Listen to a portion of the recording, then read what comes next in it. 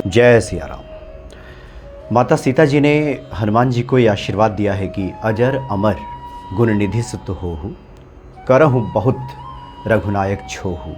यानी आप अजर हो जाइए। अजर कहते हैं बुढ़ापे से रहित, जिस पे कभी बुढ़ापा ना आए। अमर जो हमेशा मौजूद रहे, जिसकी कभी मृत्यु ना हो। गुणों के आप खान हो जाइए और आप पर हमेशा प्रभु राम का स्नेह बना रहे, वो आप पे छोह करते रहें, मतलब प्रेम करते रहें। ये माता जानकी जी ने आशीर्वाद उनको दिया है। अब बहुत से लोग जब नए नए भक्ति में उतरते हैं हनुमान जी की, हनुमान चालीसा का जब पाठ करते हैं, जब सुंदरकांड का पाठ करते हैं, जब सब कुछ उनके जीवन में अनुकूल चलता है, सब ठीक ठाक रहता है, तब तो कोई प्रश्न नहीं होता। लेकिन जब उनकी बात नहीं सुनी जाती, यानी उनकी मनोकामना जब पूरी नहीं होती, उसके बाद प्रश्न पे प्रश्न शुरू हो जाते हैं। स्वाभाविक भी है, क्योंकि सुन करके आए थे कि हनुमान जी संकट मोचन हैं, अजर हैं, अमर हैं, हर जगह मौजूद हैं, लेकिन कार्य पूरा नहीं हो रहा है। तो फिर उन पे संदेह शुरू हो जाता है कि क्या ऐसा है भी क्या। सबसे ज़्यादा हनुमान जी को पूछे जाने वाले प्रश्नों में से एक प्रश्न ये भी होता है कि अगर हनुमान जी अमर हैं तो फिर कहाँ हैं, दिखाई क्यों नहीं देते, उन्हें तो फिर दिखना चाहिए। इस पे बहुत लोग अलग अलग उत्तर देते हैं। बहुत से संत जन कहते हैं कि इस कल युग में जितने प्रकार के लोग हैं, इन लोगों के बीच में हनुमान जी का रहना बहुत मुश्किल है, इसलिए ऐसे लोगों से वो दूर चले गए हैं। कुछ लोगों का कहना होता है कि अलग अलग वेश बदल करके रहते हैं। कुछ लोग ये बताते हैं कि कैलाश पर्वत के ऊपर गंधमादन पर्वत है, वहाँ पे रहते हैं। यह तिब्बत के क्षेत्र में फ़िलहाल आता है। कुछ लोग उनका निवास स्थान अंजनी पर्वत बताते हैं, कुछ कृष्णकिंधा पर्वत बताते हैं। अलग अलग उत्तर ये दिया जाता है। लेकिन जो प्रश्न करने वाले लोग होते हैं, उनको संतुष्टि नहीं मिलती कि आखिर हनुमान जी जब अजर अमर हैं तो फिर दिखना चाहिए था। लोग पूजा करते हैं, इतनी परेशानियों में लोग रहते हैं। कुछ लोग तो ये भी पूछ बैठते हैं कि इतनी विपदाएं आती हैं जहाँ तहाँ, ऐसे में भी उनको दिखाई देना चाहिए था, बचाना चाहिए था भक्तों को। इस प्रकार के तमाम जो प्रश्न हैं वो खड़े किए जाते हैं हनुमान जी को लेकर के। लेकिन ऐसे लोग अगर हमारे पुराने शास्त्रों का अध्ययन करें, उसमें से एक विद्या आती है पंचीकरण विद्या। पंचीकरण विद्या के बारे में जो समझ जाएगा वो इस तरह के प्रश्न खड़े नहीं करेगा। बहुत दूर जाने की आवश्यकता नहीं है। अब से लगभग 1973 तक तो लोगों ने साक्षात देखा बाबा नीम करोली जी महाराज को कि इस पंचीकरण विद्या को जानते थे। पंचीकरण विद्या कहते हैं कि ये जो पंचभूत शरीर है, 5 तत्वों से जो मिल करके बना है, जब चाहा इसको पंच तत्व में विलीन कर दिया और जब चाहा उसको प्रकट कर दिया। इसलिए बाबा नीम करोली जी महाराज के बारे में लोग कहते थे कि कमरे में प्रवेश करते थे, अंदर घर में जाते थे, सीढ़ियों से गए ऊपर, कहीं कोई जाने का रास्ता नहीं, लेकिन फिर गायब हो जाते थे, पता नहीं चलता था कि किधर चले गए। कहीं अचानक प्रकट हो जाते थे। वृंदावन जाइए, जहाँ पे बाबा जी का वो जो आश्रम है, वृंदावन का आश्रम बाबा नीम करोली जी महाराज का, वहाँ भी जो पुराने संत हैं वो बहुत लोग बताते हैं कि कई बार होता था कि परिक्रमा मार्ग पे बाबा अचानक प्रकट हो जाते थे। वहाँ पे कहीं बैठे मिल जाते थे, किसी साधु संत से बात करते मिल जाते थे।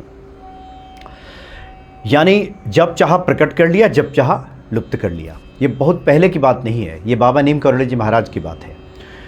तो जो अष्ट सिद्धि नौ निधि के दाता है हनुमान जी, तो उनके लिए तो बड़ा ये संभव है कि जब चाहे खुद को प्रकट कर लें और यहीं रहते हुए जब चाहे खुद को विलीन कर लें, पंच तत्व में दिखाई न दें। और ये पंचीकरण विद्या है।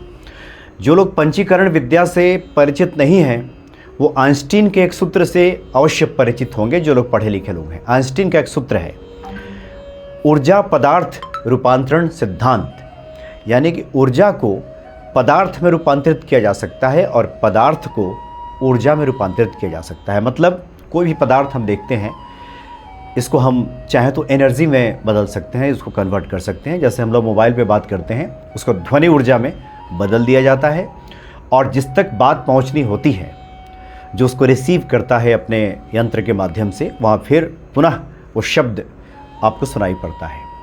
इसमें कामयाबी मिली, लेकिन आइंस्टीन के बाद इस पर काम नहीं हुआ। और बहुत से वैज्ञानिक इस बात को मानते हैं कि अगर आइंस्टीन के सूत्र पे अगर काम हो जाए, यानी कि पदार्थ को ऊर्जा में बदलने की और ऊर्जा को जब चाह पदार्थ में बदलने की। तो जिस प्रकार से हम लोग अपने घरों में घूमते हुए दिखाई देते हैं, इधर उधर रास्ते पे घूमते फिरते इस संसार में दिखाई देते हैं, ऐसे में व्यक्ति पूरे ब्रह्मांड की ऐसे ही यात्रा कर सकता है। जब चाहेगा वो पूरे ब्रह्मांड में घूम सकता है, जिसको हम लोग धर्म शास्त्रों में पढ़ते हैं कि दशरथ जी स्वर्गलोक की यात्रा करके आ जाते थे। दशरथ जी तो बहुत दूर की बात है, अभी भी कुछ ऐसे ऋषि महर्षि हुए, जैसे एक का नाम है उसमें तैलंग स्वामी जी। ये तैलंग स्वामी जी दक्षिण के संत हुए। एक और संत हैं जिसको कोहड़ ऋषि के नाम से सब लोग जानते हैं। कोहड़ ऋषि के बारे में कहा जाता है कि जिसको वैज्ञानिक ब्लैक होल कहते हैं। ये जो ब्लैक होल है ये ब्रह्मांड की ऐसी सुरंग है जिसको वैज्ञानिक भी मानते हैं, जिसके माध्यम से कम समय में अनंत दूरी तय की जा सकती है। ब्लैक होल के बारे में भी वैज्ञानिकों को बहुत काम करना बाकी है। कोहड़ ऋषि के बारे में कहा जाता है कि उसी ब्लैक होल से ब्रह्मांड की अनंत दूरी वो तय कर लिया करते थे। किसी भी लोक में चले जाते थे, ब्रह्मलोक में, चंद्रलोक में, जितने भी लोक इस लोक के अलावा जो शास्त्रों में बात की गई है वो चले जाते थे। ऐसा ही है तैलंग स्वामी। तैलंग स्वामी के बारे में भी कहा जाता है कि वो अपने को जब चाहे पंच तत्व में विलीन कर देते थे, जैसे बाबा नीम करोली जी महाराज करते हैं। आज भी अभी भी बहुत से भक्त हैं। यहाँ आप गाज़ियाबाद जाएंगे तो दुधेश्वरनाथ मंदिर है, वहाँ पे भी एक बाबा जिन्होंने जीवित समाधि ली थी, इलायची बाबा, उनके बारे में भी लोग कहते हैं कि अभी भी वो आसपास के गाँव में दिखाई देते हैं। जब कई बार जिनकी भक्ति है भगवान शिव के प्रति और बाबा पे जिनका भरोसा है, वहाँ के महंत जी भी ये बात बता रहे थे कि लोग बताते हैं आसपास के गांव वाले लोग कि अभी भी इलायची बाबा, वो इलायची जी महाराज जिनको कहते हैं, वो दिख जाते हैं। तो यानी कि खुद की काया को जब चाहा पंच तत्व में विलीन कर दिया और जब चाहा उसको स्थूल रूप में आकर खड़ा कर दिया। वैसे भी लोगों की मृत्यु हो जाती है तो उसके बाद पंच तत्व में सब चीज़ें विलीन हो जाती हैं। तो जागृत अवस्था में, जीते जी की अवस्था में भी इसको, पदार्थ को या फिर शरीर को पंच तत्व में विलीन किया जा सकता है और जब चाहा उसको फिर वापस लाया जा सकता है। तैलंग स्वामी के बारे में एक बात बहुत प्रचलित है कि एक बार उन्होंने कड़ाह के जल में परिवर्तित कर लिया था। एक कड़ाह में जल भरा गया उसमें, और उसमें उन्होंने अपने को बदल दिया। वो जल में अपने को वो समाहित कर लिया। और ये बात आती है कि उसमें से एक लोटा जल किसी ने निकाल लिया और जब तैलंग स्वामी जी पुनः अपने स्वरूप में आए तो एक उनका हाथ नहीं था। ये बताया गया कि वो जो निकाल लिया गया था वो नहीं बना, तो फिर वो ऐसा हुआ, फिर पुनः उसमें डाल दिया गया तो पुनः अपने स्वरूप में सामने आ गए। तैलंग स्वामी के बारे में इस तरह की बातें।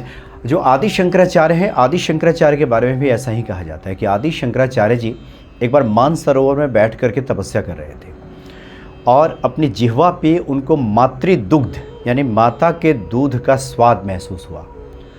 तो वो समझ गए कि उनकी माता का अंतिम समय आ गया है। जो उन्होंने अपनी माता को वचन दिया था कि अभी तो मैं संन्यास धारण मैंने कर लिया है, मैं जा रहा हूँ, लेकिन आपका अंतिम समय आएगा। चूँकि माँ ने कहा था कि उस समय ज़रूर आना, तो माता को वचन दिया था आदि शंकराचार्य जिनको उस समय मैं आऊँगा। तो मातृ दूध का स्वाद अचानक उनकी जिह्वा पे आया तो समझ गए कि माता बुला रही हैं। तो आदि शंकराचार्य जी ने अपने को पंच तत्व में विलीन कर दिया और आकाश मार्ग से फिर पुनः निकल गए और वहाँ जाकर के जहाँ माता थी वहाँ पुनः प्रकट कर लिया। और अपने जो शिष्य हैं उनसे कहा कि आप लोग निर्धारित मार्ग से आइए, जो रास्ता है उससे आइए, क्योंकि सबके पास तो ये विद्या है नहीं। तो जो लोग भी इस विद्या को जानते हैं, आज भी बहुत से ऐसे ऋषि महर्षि हैं जो अपने को पंच तत्व में विलीन कर लेते हैं और जब चाहा उसको प्रकट कर देते हैं। और ये आइंस्टीन की थ्योरी भी है, आइंस्टीन का सिद्धांत है, ऊर्जा को पदार्थ में बदलना और पदार्थ को ऊर्जा में बदलना। आइंस्टीन ने माना था कि ये संभव है। और जैसे जल को वाष्प में बदल देना, वाष्प को पुनः जल में बदल देना, ये तो दिखाई देता है। मोबाइल का भी है इस तरह का, इस तरह से कुछ जगहों पे काम हुआ है, लेकिन अभी इस पर बहुत काम होना बाकी है। लेकिन आध्यात्मिक जगत में बहुत से ऐसे संत हैं जो इस पंचीकरण विद्या, जिसको पदार्थ ऊर्जा रूपांतरण आइंस्टीन कहते हैं, उसको जो संत महात्मा हैं हमारे यहाँ पंचीकरण विद्या उसको कहा गया कि पंचीकरण विद्या में इस पंच तत्व में स्थूल काया को बदल देना और जब चाहा इसको पुनः प्रकट कर देना। तो हम ये बातें इसलिए बता रहे हैं कि जब आज के ऋषि महर्षि जब इस विद्या में पारंगत हैं, बाबा नीम करोली जी का साक्षात उदाहरण है, तो फिर हनुमान जी के लिए तो ये बहुत आसान है। वो तो अष्ट सिद्धि नौ निधि के दाता हैं। 8 सिद्धियाँ और 9 निधियाँ हनुमान जी के पास है। इसलिए हनुमान जी को कहीं इधर उधर ये लोगों से भागने की तो आवश्यकता है नहीं कि यहाँ लोगों के बीच में नहीं रह सकते, गंधमादन पर्वत पे रहना पड़ेगा तिब्बत में जाकर के वहाँ, और कोई उनको ढूंढने जाएगा तो पुनः नहीं दिखाई देंगे, ऐसा तो है नहीं। वो तो हर जगह मौजूद है, हर जगह वो इस पंच तत्व में खुद को विलीन किए हुए जब चाह प्रकट हो सकते हैं। और जब जब भक्तों की पुकार होती है, जब जब भक्त के भीतर से हनुमान जी के प्रति प्रेम उमड़ता है, वो प्रकट भी होते हैं अलग अलग स्वरूपों में। बहुत से संत इस बात को स्वीकार करते हैं कि चूँकि इस चर्म चक्षु से हम उनके वास्तविक स्वरूप को नहीं देख सकते, इसलिए किसी न किसी रूप में, उस रूप में वो हमारे सामने आ जाते हैं जिस रूप को हम समझ सकें, हमारी आँख देख सकें। मतलब जिस ईश्वर में करोड़ों सूर्य का तेज हो, एक सूर्य का तेज तो हम बर्दाश्त कर नहीं पाते। अगर हम देखें उस तरफ आँख उठा करके तो आँखें चौंधिया जाएंगी, अंधी हो सकती हैं आँखें। और जिन पे करोड़ों सूर्य का प्रकाश भरा हो, ऐसे श्री हनुमान जी महाराज अपने वास्तविक रूप में दर्शन दे दें, ये तो संभव नहीं होता। इसलिए जो लोग भी इस तरह के प्रश्न उठाते हैं कि हनुमान जी कहाँ हैं, किधर हैं, दिखाई नहीं देते, वो यही हैं। तरुपल्लव मह रहा लुकाई, इसी तरुपल्लव आसपास में ही बैठे हैं, और जब भक्त उनको बुलाते हैं वो आ जाते हैं। एक और प्रश्न ये सामने आता है कि जो हम पाठ करते हैं, क्या हनुमान जी तक बात पहुंचती है, या हम अपने प्रयासों से हनुमान जी को क्या याद कर सकते हैं। एक सामान्य बोलचाल की भाषा में कहा जाता है कि ईश्वर को याद करना चाहिए, लेकिन बहुत गहरे में आप जा कर के देखें कि किसी में इतनी सामर्थ्य नहीं है। क्योंकि जिस संसार में हम लोग रहते हैं और जितने तरह की माया प्रपंच और जितने भुलावे की बातें यहाँ पे हैं, इतना उलझाव है यहाँ पे, ऐसे में व्यक्ति खुद को निकाल करके हनुमान जी को याद कर ले, ये तो असंभव जान पड़ता है। इसलिए जब कभी भी हनुमान जी की याद आती है, तब समझिए कि हनुमान जी ने ही हमें याद किया है। हम तनिक भी उनकी तरफ जब कदम बढ़ाते हैं, इसका मतलब यह है कि इसमें हनुमान जी की ही कोई इच्छा है कि आप उनके तरफ खींचें, उनके स्वरूप का ध्यान धरें, हनुमान चालीसा का पाठ करें। बहुत से लोग जो अजर अमर हनुमान जी हैं, उनकी कृपा को लेकर के जो लोग संदेह व्यक्त करते हैं और कहते हैं कि हम तो इतने दिनों से पाठ कर रहे हैं और कुछ हो नहीं रहा, उनको कुछ बातों पर विचार करने की आवश्यकता है कि क्यों ऐसा होता है कि मनोकामना पूरी नहीं होती। उसके लिए हमारे संतों ने बहुत पहले से ये बातें की हैं कि हम लोग ज़्यादातर बाह्य जगत की बातें करते हैं। बाह्य जगत का मतलब ये हो गया कि बाहरी जो कर्मकांड है, हमारा ध्यान ज़्यादा उसी पे रहता है कि दिया जला लिया, जल का पात्र रख लिया, अगरबत्ती जला लिया, सामने हनुमान जी का विग्रह है, देख करके प्रणाम कर लिया, हनुमान चालीसा का पाठ कर लिया। लेकिन बाह्य के साथ जो अभ्यंतर, जो भीतर का बदलाव है, वो नहीं बदलता। और इसमें सबसे बड़ी बात है कि हमारी सोच नहीं बदलती। हम हनुमान चालीसा का पाठ करते हैं, लेकिन सोच हमारे ठीक इसके विपरीत रहती है। संकट से हनुमान छुड़ावे, मन क्रम वचन ध्यान जुलावे। हनुमान जी संकट से छुड़ाते हैं, हम बाहर बाहर बोलते हैं, लेकिन भीतर हमारा उसका जो मन मस्तिष्क हमारा है, वो हम स्वीकार नहीं कर पाते। और नतीजा ये होता है कि पूरा जो हमारा जीवन है, वो तो विचारों से ही बनता है। जैसे हमारे विचार होते हैं, वैसे हम बनते चले जाते हैं। बहुत से महापुरुषों ने इस पे बातें की हैं। विवेकानंद जी तो साफ कहते थे कि जैसे हमारे विचार होते हैं, वैसे ही हम बनते चले जाते हैं। तो भीतरी तौर पे भी जो हम बाहर पाठ कर रहे हैं, उसको भीतर उतारने की आवश्यकता है, उसको महसूस करने की आवश्यकता है। क्योंकि हम जैसा सोचेंगे वैसा ही बनेंगे। पाठ तो कर लिया, लेकिन मन में हम सोच रहे हैं कि अब पता नहीं ये होगा कि नहीं होगा, मेरे साथ अच्छा होगा कि नहीं होगा, औरों के साथ तो होता है लेकिन मेरे साथ पता नहीं क्यों, हनुमान जी सुनेंगे कि नहीं सुनेंगे, मेरे जीवन में बदलाव आएगा कि नहीं, मेरी स्थिति सुधरेगी कि नहीं। इस तरह के जो जब विचार हमारे मन में चलते हैं, तब फिर पुनः ये स्थिति आपके अनुकूल नहीं हो पाती। इसलिए आज के संदर्भ में भी जो आज के खास करके जो मोटिवेशनल स्पीकर जो खुद को कहते हैं, इसलिए वो भी बताते हैं कि अपनी सोच को बदलिए, अपने विचारों को बदलिए, जो आप चाहते हैं वही सोचिए। हमारे यहाँ भी कहा गया है कि जब आप सवेरे जगें तो यहाँ हनुमान जी का ध्यान धर के शांभवी मुद्रा में और ध्यान धरें तो ये महसूस करें कि हनुमान जी आपको आशीर्वाद दे रहे हैं। ये विजुअलाइजेशन है, ये चिंतन की प्रक्रिया है, ये हमारे विचार इस दिशा में चलने चाहिए, हमारी सोच इस दिशा में चलनी चाहिए कि जो हम चाहते हैं वही सोचें, वही विचार करें, वो नहीं कि जो हम नहीं चाहते। और ज़्यादातर लोग यही करते हैं, पाठ तो करते हैं लेकिन उनके विचार बिल्कुल अलग दिशा में चलते हैं, विपरीत दिशा में विचार चलते हैं और अपने विचारों की वजह से ही लोग अपने जीवन को तबाह कर लेते हैं। पाठ भी करते हैं, पूजा भी करते हैं, तो एक तरह से जब तक भीतर की चीज़ें नहीं बदलती, जब तक ईश्वर के साथ एकाकारिता तभी होगी जो हम पढ़ रहे हैं, जो पाठ कर रहे हैं उसके भावार्थ को समझ करके हमारा भीतर भी उसको स्वीकार करे, तब एकात्मकता बनती है, तादात्म्यता जो है स्थापित होती है और उसके बाद उसका जो रिजल्ट है वो हमें देखने को मिलता है।